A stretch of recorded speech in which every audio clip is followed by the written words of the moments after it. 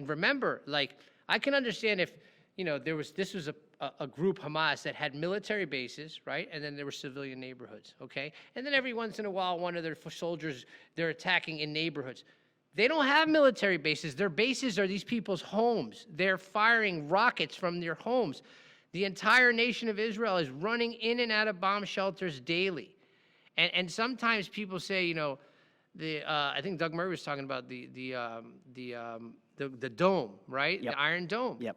Like, somebody asked him, hey, do you think it's a good thing or a bad thing? An Israeli came up to him, and he was like, well, what kind of question is it? Of course it's a good thing. He's like, no, I don't think it's a good thing. He said, no, I think it's a bad thing. What would be the argument? Because it's a bad thing, because if these rockets were dropping, what would the world say with all these people getting killed? Because that's what would happen. There would literally be this amount of civilian death in Israel if Israel wasn't preparing and protecting itself. Oh, I think that's naive. I think that we see exactly what would happen and what the response would be from the world community That's the thing. if that were happening. First of all, the media wouldn't cover it, and then those that The narrative would switch. No, the narrative would be exactly the same. If those bombs were falling on Israeli citizens, people would say, "Good, they deserve it." Meaning it would switch on the Jews. It wouldn't be about the bombs dropping. It would be about, well, why are we here?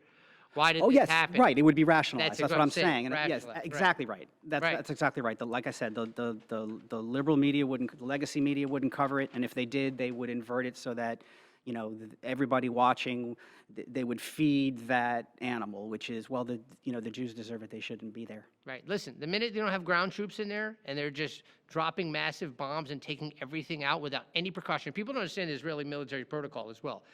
If you ever study their protocol, speak to generals, you're going to say biased, they're Zionists, right? That's what they're going to say. There's no conversation to be had.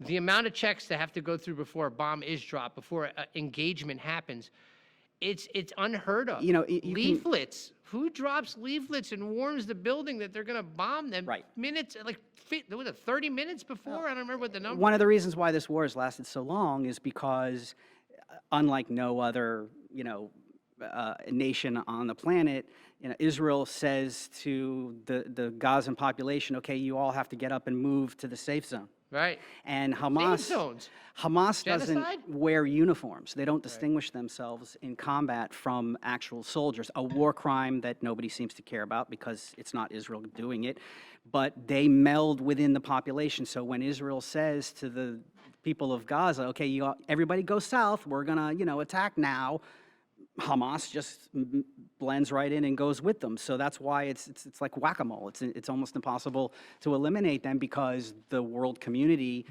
allows them to meld within the population.